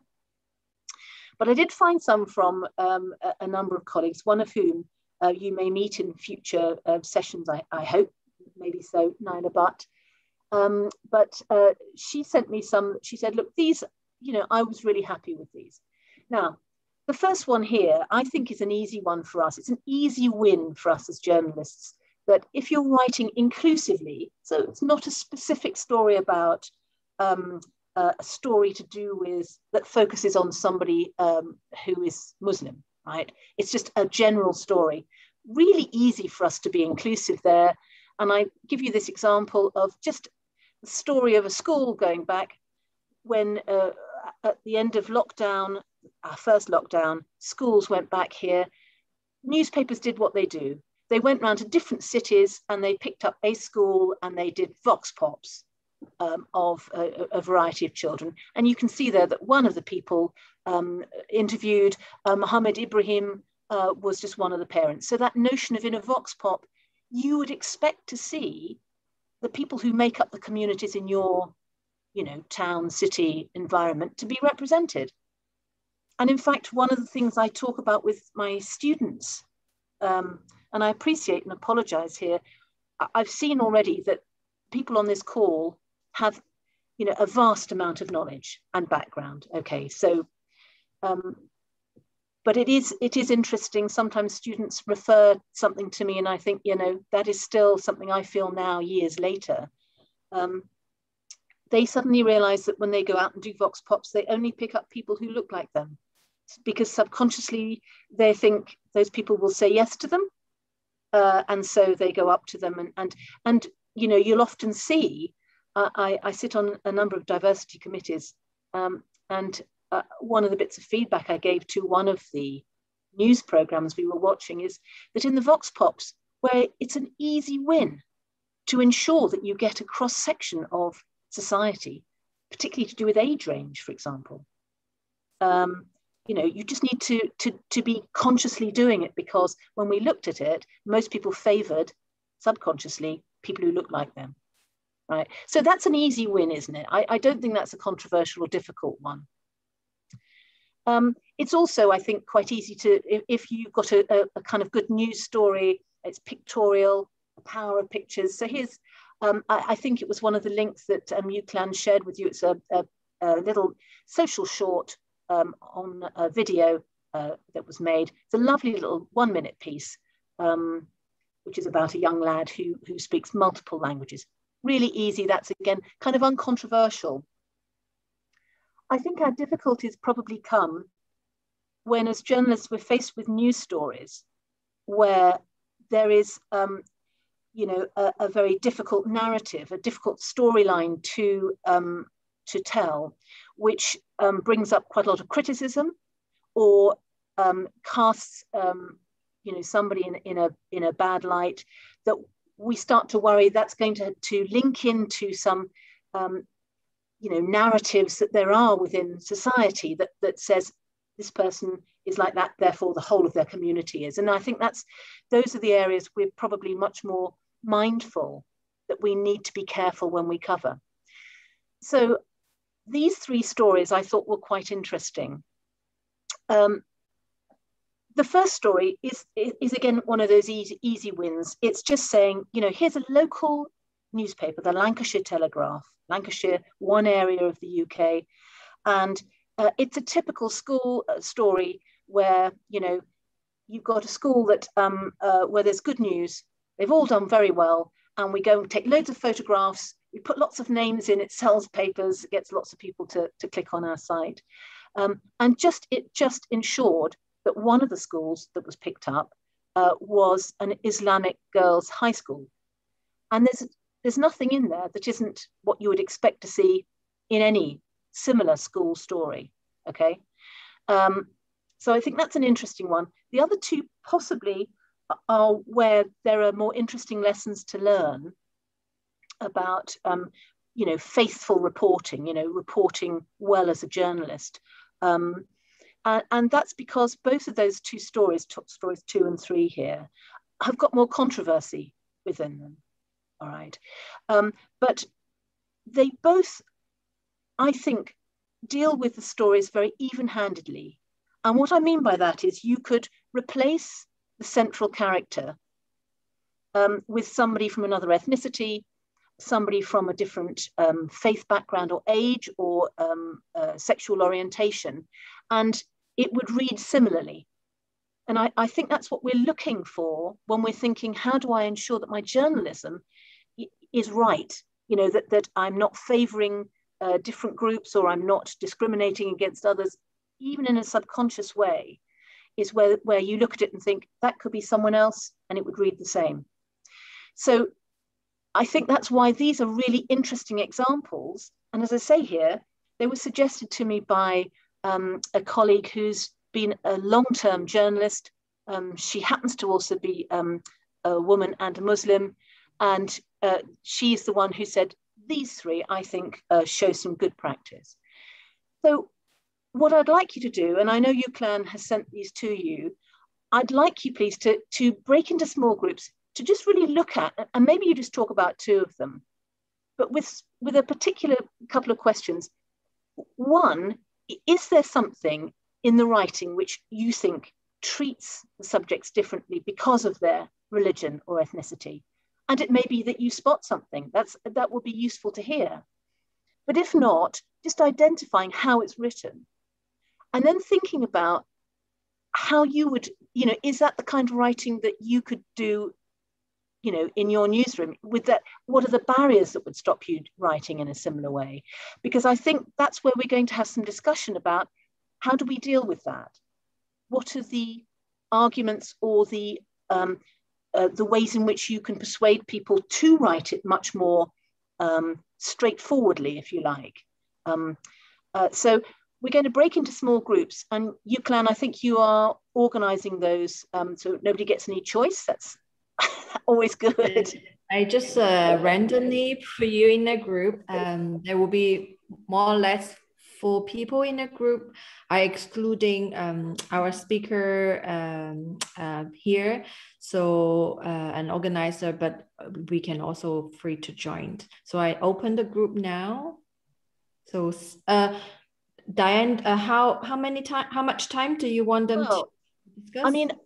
I mean, I would suggest, and I'm again mindful, and I do apologize, colleagues, that this is in English, and I apologize so that for most of you, you're doing it in a second, third, fourth language. mind-blowing, really. So if we say 15 minutes for people to sort of start the discussion, but if you find that 15 minutes isn't enough, please just shout and say we want another 5, 10, whatever. And then I'd like us to come together to then share what some of that discussion was. When I've run sessions like this before across and for the Council of Europe, always the most useful part of any of the sessions comes through the discussion, because our lived experience of how we've got round that problem, or how we encountered this difficult person who would stop us writing in a particular way, or whatever it might be, is vital. So 15 minutes, if that's okay, Yuclan. And then if you need more, just shout. Yeah, and I will just remind you when the time is up. Okay. We'll just, yeah. So I open the group now.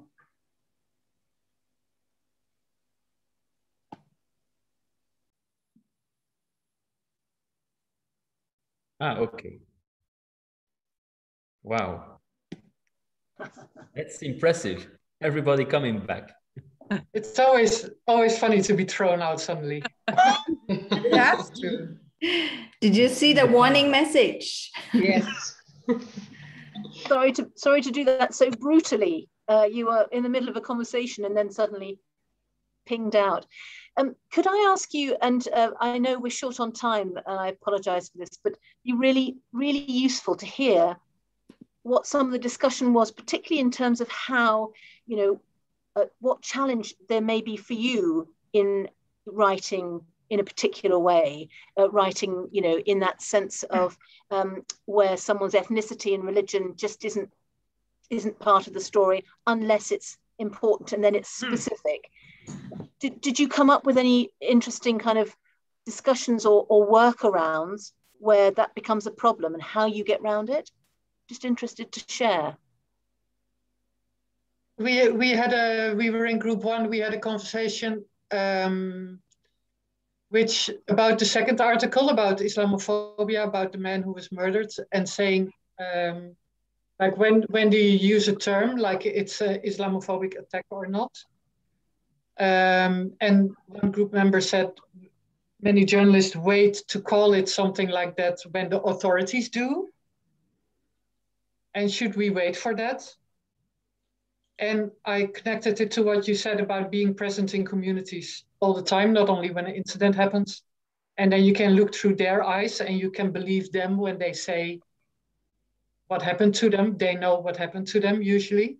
Yeah. So you have to look more from their perspective, yeah. And not wait for authorities who are usually not, who are very careful to call it things like that. Yeah, we had a big, quite public row in the UK in the media last year because a BBC reporter referred to Donald Trump as racist. Okay, which probably nobody here would disagree with, that description of him, thinking about what he was writing and talking about and saying, but that for a journalist to state it was seen as you were just suggesting, Frederica, ahead of the curve, and to what extent do we have the ability to name something in that way, or do we have to hold back? There was a big public row, and the BBC had to really kind of think about how it dealt with that, because there's quite a lot of public feeling both for and against it. What in your group? What happened there? Was somebody saying that they couldn't make the decision themselves? It would be something that was decided at news editor or higher level? Yes, and also apparently some editorial guidelines not only obstruct journalists to name things what they are, but even to report about something at all. Apparently saying, oh, we had too many of those incidents already this month, which is absurd and totally unjournalistic, of course. But if that even happens, then that's highly problematic, of course. Yes. I mean, we know it happens, don't we? I mean, yeah. I remember trying to persuade a news editor of mine to do a story, which was, if you like, a very positive story about a gay helpline. And he said he didn't want those sorts of stories on his program. You know, so we know, don't we, that sometimes it comes down to somebody senior's own prejudice or whatever. And I'm always really interested in how do we work to do what we can, bearing in mind that we're all of us working under some conditions of other, they may be, as I said earlier, about the precariousness of being freelance, okay? We're not all in positions of authority within our news structures where you can perhaps push it. So it's thinking how you know, do we support each other, or how do people work it? I mean, with the issue about Islamophobia, I mean, the classic thing for most of us is that we use a quote from someone rather than it come from us. We'll find somebody and quote them saying it. So, you know, it's not ideal, is it? But it gets, if we feel that's an important part of the story, we'll find a way to bring it in that's journalistic. I mean, we're very good at writing, you know. And then a final editor will come and say, you'll have to find somebody who says the opposite. Yeah, and then what do you do? You're right. And then we have a good argument, and sometimes we have to walk away. You pick your fight. Yeah. So is there anybody else want to share some of the kind of discussions that were had, particularly, as I say, interested in where you may have had to make an argument, or you've had to find a way of writing so that it is as even, as fair as possible, which is what you'd expect in any of our writing. Hilya. Yes, we had, Marie-José, maybe you actually raised that question, which came across as very interesting, is that the story about, which one, what was the title? The teacher and the cartoon. Yes. So it came across to me as well put together, because it basically, without labeling anyone, stereotyping anyone, just put together a list of arguments, which in a very neutral way left the reader to come up with the opinion, right? So it was very neutral. But then it, it would have needed one more paragraph, said Marie-José, and that came across as interesting. She said her editor would ask her to write a paragraph about beheading of Samuel Paty, for example. And that already would give a different tone to this article. And now the technical question there was, how would you do it? Not to make it sensationalist. Where would you put that paragraph, and how would you tie it all together? Because my editor would definitely see it as an omission in not referring to the earlier incident. So I would have to incorporate it in some way, probably, because every reader would think about that. So as a journalist, it is expected of me to refer to it. I mean, it's really interesting, and again, I'm looking at the sort of range of colleagues we've got here who'll all have very different experiences around this.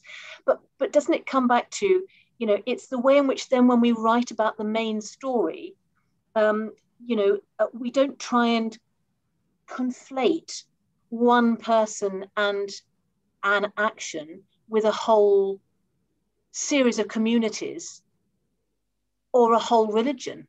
You know, you're right that there's, you know, you may well have that pressure to put that back, that context within that, because, you know, there's something that's happened in your country that would mean, you know, it would be part of the narrative.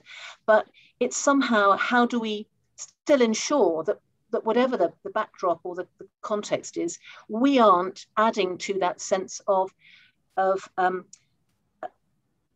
making it seem like it's an entire community or an entire religion or an entire series of groups of people. I mean, in Birmingham, I had my city here, one of my students from years ago, who was a young Muslim from Yemen, talked about the fact that in Birmingham, there were 15 different Muslim groups. So, that notion of there being even one community is a nonsense. So how do we make sure then when we write, we're not using very general language that makes it, that brings together a sense of, it's everybody who follows a religion rather than that was an incident. I think it comes back to that specific thing again, which was in Layla's comment and in my colleague Nimesh's as well. If we're as specific as possible, you can't stop people from reading into it, but we can not use any of the phrasing or any of the generalities that blur people together when they're just not. And also incidents are not the same. Nobody was murdered here. I would definitely refuse to put a paragraph in. I mean, if you have if a white supremacist kills somebody, would they demand to put Breivik in? Probably not. No. So it's a matter of framing I it. agree, and it's a terrible dilemma. And then we went on to like, okay, so but what if you don't have a solution? You have to add it in. So I would just put like maybe 2 sentences in the very bottom of this article, just referring to just very neutrally. But in the end, I mean, even that is inflating it. And I also think neutral. Yeah, but I want to mention one thing because the framing is used by other organizations as well. For instance, the tram attack in Utrecht. My partner is Turkish. He is from Utrecht. Everybody knew that guy was crazy and it was a bomb about to blow. The authorities, because he probably in a drug-induced craze wrote down Allah Akbar in his escape car, they posted, oh, he's a terrorist on him. Why? Because they had to cover up that they let this crazy man go 6 weeks beforehand. Well, he was in jail for a violent crime. Yeah. No one in the journalistic community in the Netherlands questioned the authorities framing him as a terrorist. The entire city of Utrecht, including the white people, knew this guy was going to blow. What the newspapers generally said, I believe, is that if there was a note that he did this because of Islam, then you can say that it was terrorist. Yeah, that's although he was crazy and wasn't a devout Muslim at all. I don't think religion was involved in his attack, really, but because he wrote a note, it was a journalist said it was okay to say it was terrorist because he had a motivation coming from Islam. That's what the authorities said, and the journalists, the news outlets just regurgitated it. There was no questions asked. The international media left almost immediately after the attack. Why? Because they knew this was no terrorist attack. Are you getting at the point that it, depending on where you work, there's more leeway to be able to write stuff, and then in other places, that kind of the narrative is already set. Well, I think there's unfortunately still a business motive that sensationalist stories sell. Yeah, I also ask myself, why do we have to add this article in this article about France? So in Germany 2019 there were so many right-wing extremist attacks, but no one talk about the last one.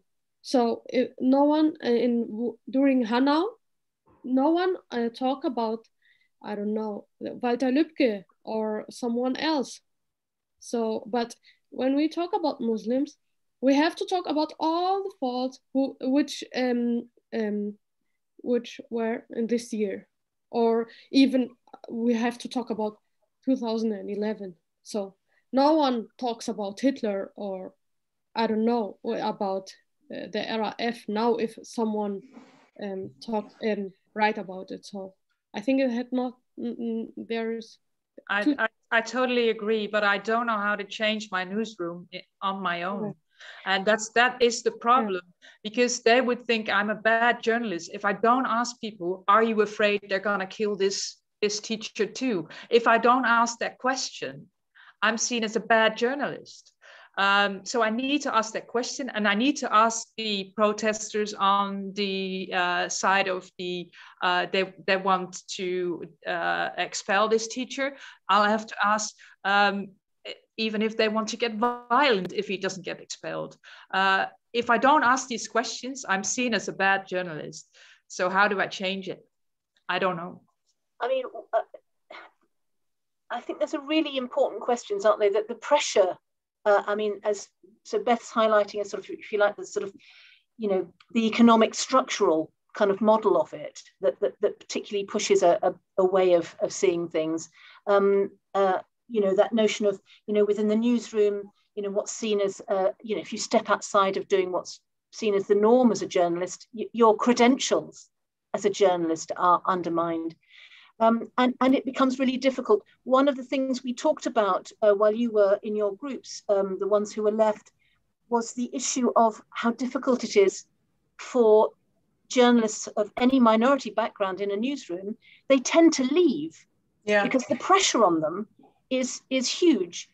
It's one of the issues for us in the UK, the retention, first of all, to recruit, you know, journalists of any diversity, but also then to retain them, because if there's only one person, they end up being the person who everyone turns around to sort of rebut why this has happened, or as if they're the font of all knowledge. Again, it's that pulling a specific story and assuming that somebody else, you know, has the same interests or background, which is of course nonsense.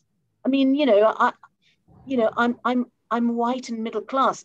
I do not speak whatever my Prime Minister, Boris Johnson, is doing. Really, it's nothing to do with me.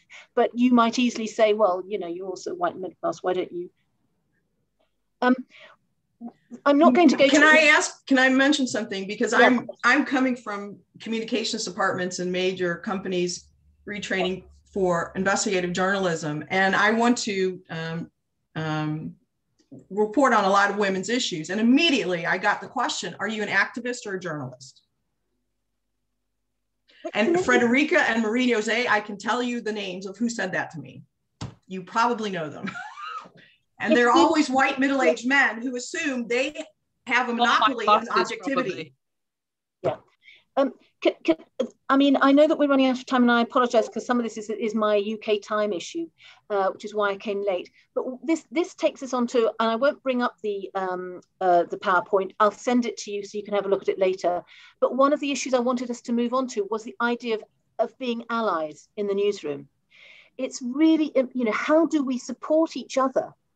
You know, because you definitely cannot be a lone voice. If you find you're the lone voice, you'll end up being quiet or leaving. It becomes too hard for people. So, you know, I mean, making sure that you support each other, understand. So on the PowerPoint, it kind of goes through how do we be good allies? You know, I mean, it's the issue of knowing your own privilege, educating yourself about what somebody else in the newsroom, their experience might be. It's aimed, I suppose, specifically at white journalists to say, how do we as white journalists support others? But, you know, the same could be said of, you know, male journalists for women or whatever. Anna, sorry, you want to come in? You're muted. Sorry for that. I just wanted to add to that because I agree with Beth a lot, and I wanted to say something. I was, let's say, in an evening show of very popular one, and the journalist very well known in the Greek in Athens. And before we started, before the cameras, she said, "You know, I have to ask you all these silly questions. You're okay with that?" I said, "No problem. You should. You do your job, and that's it." And she, instead of asking me very interesting questions that she could get a very good result, She asked me again the same stereotyping, because that was the agenda of the TV station. And I say, are you a journalist or not a journalist? I mean, we can say in private, having over a coffee, discussing some things, but on air, on high popular zone, on the highest. I mean, she asked the same, because they don't want to stand off, to make the difference, because they don't want to do something like rebellion against the guidelines. This cuts on both edges. It is very difficult. And I wanted to bring it to the question with worry. I'm very interested in improving all this, very, very much. I don't want to blame, but I say, what's the reality? Yeah, and you're right. I mean, you know, I suspect everybody who's here is here because we've shared some aspect of that, some aspect, you know, of being a different voice, somebody asking a different question. And if you're the first to do it, you know, it's easy then to be singled out as problematic. There's not one answer, is there? I mean, if there were one answer, it would be a simple thing. And we're talking about complex changes, which I think is why the suggestion of, you know, that notion of allyship, what's the first thing we can at least do is support others within the newsroom who are bringing some different questions or, you know, contacts or whatever it is to the newsroom. And different in any kind. I mean, you know, whatever the prevailing norm, I'm using that in inverted commas, is in the newsroom, you know, so that when you speak up, you have people around you who can amplify it. So it doesn't become just you. It's too difficult otherwise. And I think that's why so many people leave. Now, I mean, the industry knows it. I mean, certainly in the UK, it's one of the big issues is how do we support, you know, a more diverse journalistic newsroom. And it's really easy. You have to just employ more. Because if you have a larger number of diverse journalists, actually, they're not lone voices. They start to change the culture. I mean, that's not a quick thing either. I'm not suggesting it is, but I mean, I suppose it's just to understand, you know, what are the ways in which we can support each other to help those people who are trying to make a difference. That might be, say, by just retweeting their comments if they're saying things on social media, so that, you know, all the stuff we know about when we as women, in particular, as women journalists of colour even more so, get a really bad online trolling, you know, is there support there ready to help them when that happens? You know, where do you go to for that support? It's making sure that we've got as many networks open as possible. I mean, this is itself its own network, unions, but in the workplace, really important to find those other voices. I mean, I don't know whether Beth and Anna, in your experiences that you've just talked about, are you the only, you know, either woman or a woman who isn't from a particular background in the newsroom, or are there likely allies there that just you don't know yet? Well, if I may speak for myself, I can't speak for Anna, but being an American in Europe is not easy. Let me put it to you that way. They don't like to hear somebody else raise the finger. So that's my issue. So I have to deal with that as well as being a woman. So that's one thing. But in your newsroom, I mean, are there others who you can see? I mean, you don't have to agree with them on everything, but are there some similar minds? Well, the issue I have, if I want to report on Dutch issues, because I live here, I'm sort of steered away from that. And I mean, yeah, and I can't imagine what's it like if you're, you know, if you have an immigrant background here, you can forget it. I mean, Anna, do you want to come in on that? Yeah. What's your experience in your newsroom? So there's Beth's experience. What's yours? Mine? Yeah. I'm not a journalist, first of all. I'm not a journalist. I am with the Muslim community. That's why. And my experience comes from the other way around, because I also can work as a fixer anymore. Because if a journalist wants to make a story, they will find me from the Muslim Association of Greece and channel them and try to find ways. I mean, they prefer women because it is better, but women are easily to be biased. Even the women journalists, they have the same issues. They are biased based on the gender, based on the knowledge, everything. And if a Muslim woman is meeting a woman journalist, okay, she will be soft. So this is not the case. All of this is biased.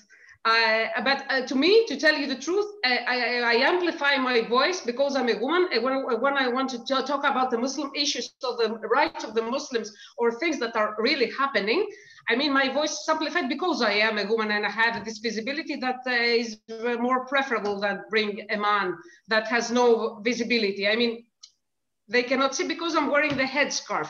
It's not, I use this, their biased issue on this, but I don't mind about this because this is how the game is being played, and we consent to that. We are people who can, but we have to speak our truths. This is the most important things because we are here today and 10 years before and 10 years after. So our reliability as a journalist or the people that are being asked to, we are being judged by the time and by our readers, our people who are watching us, and see if we are keeping our reliability or not, like wherever the wind blows, our opinions go to.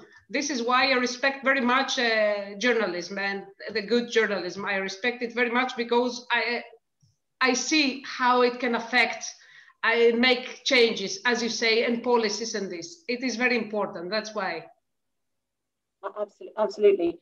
I mean, can I just, Beth, to go back to the point you were making there about, you know, that notion of, you know, if you're not a native Netherlander, you can't possibly talk about it.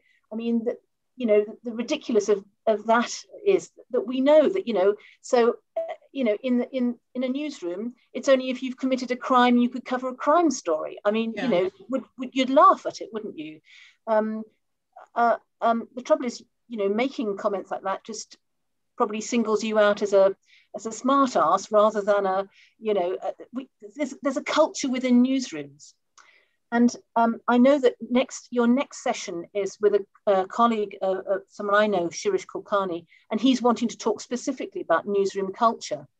So I think some of these issues we're talking about will definitely come up again in your next session with him.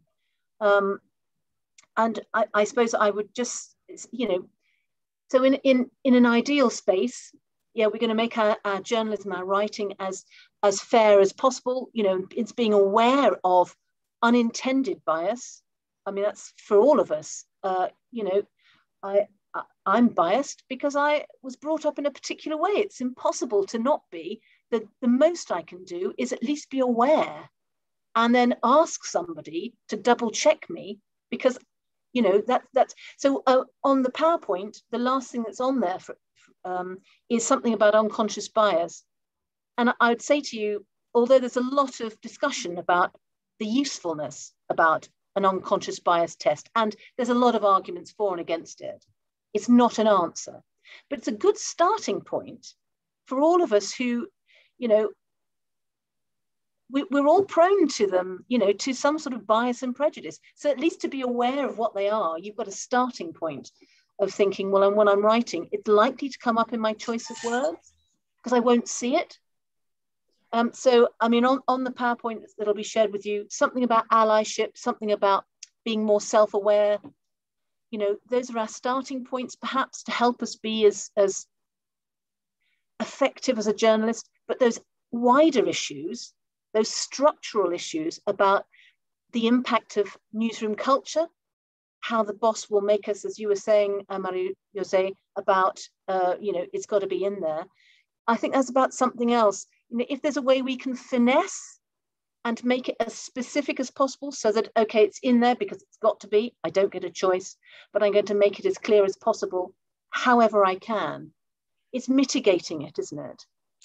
Yeah, that's why sometimes it's problematic as well to get an ally in someone on the newsroom floor with a Muslim background, that they usually want to have it stopped immediately. And I want to try and explain and take the readers and my bosses with me in changing the way we think about these issues.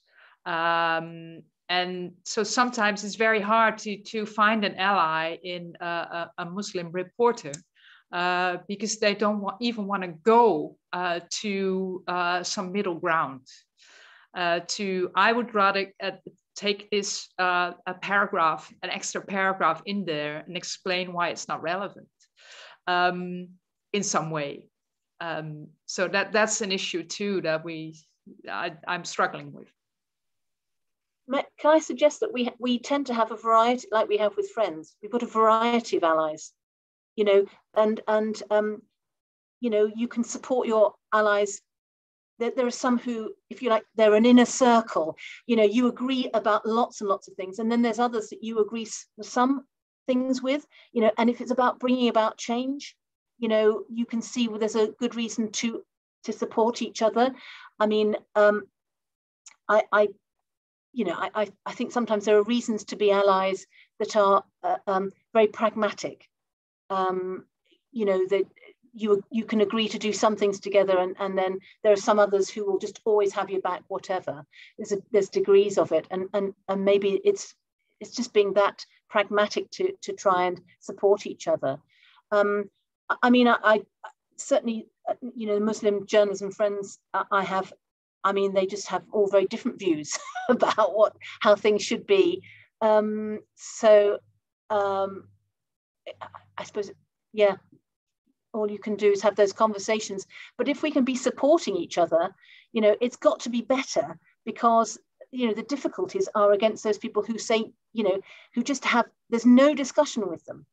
You know, we need our numbers in order to at least to get them, you know, talking or realizing that, you know, actually those old days of how you used to report, they don't stand. That's why our numbers are going. You know, we all can see what's happening to journalism. We can all see what's happening to readership and you know, all the rest of it. You know, a quick dose of double checking what the demographic is reminds people that how it was when they were growing up isn't how it is now. I mean, you know, you know, you use anything you can really in these arguments, don't you?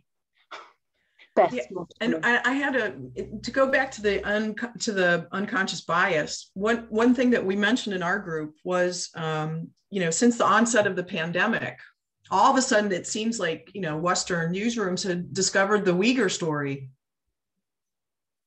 And all of a sudden those Muslims are, you know, in the face of another enemy, China, since there's so much distrust towards China since the onset of the pandemic, all of a sudden we can sympathize with the Uyghurs and know for us they're not terrorists, but maybe for the Chinese they are. And it just seems like everybody's jumping on that bandwagon. And the same thing with the Rohingyas. Can I suggest, you know, I mean, a number of us, I'm probably one of the oldest, looking at the color of my hair and everybody else's, but, you know, there's always someone else, there's always another scapegoat. And it's a really depressing thing. So, I mean, it's how do we try and push back against any of that cycle? Because once you've done it once, it'll come back again somewhere else. I mean, I know Ricardo is trying to close this, so I'm going to apologize again for having arrived late to you. And this is the start of a discussion, isn't it? I mean, you know, but I do know, as I say, that Shirish wants to absolutely deal with this issue of newsroom culture. That's one of the things he wants to pick up on. So maybe that where we're finishing now takes us to the start of the next session. Next session on the 21st of May. Thank you, Diane. Sorry to interrupt this really interesting discussion. As I told you, we skipped the presentation of the exercise. Don't worry, it's not something you will have to do in a hurry. You will have time to think about it. We'll send you instructions. And indeed, the exercise will be organized in the spirit of what you exactly said right now, Diane, the need for us to discuss, to have dialogue, to discuss with colleagues. You know, that would be the first step for journalists before covering any news item. So don't worry, you will receive these instructions. You'll be free. We'll just give you I would say a global context, but the important thing is to try to implement, you know, the good advices we got today. Thank you again, Diane. Thank you, Pedro. He left already, and thank you all for your attention and your nice and committed, I would say, spirit.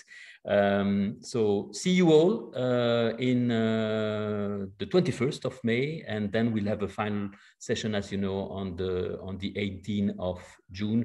And on the 18th of June, we will discuss your media production, your news productions. So room for more and more discussions and dialogue. Thank you, Diane. Just to say before I finish as well, good luck to everybody. I mean, it's so important, this work, isn't it? You know, we're at the forefront of where this discussion needs to be in newsrooms. We're where the changes need to be. So I just want to wish everyone really all the best, and good luck with the rest of this program. Take care. Thank you. Thank you. Bye-bye. And you will receive that Diane's presentations with the email instruction for your homework. Thank you. Bye-bye.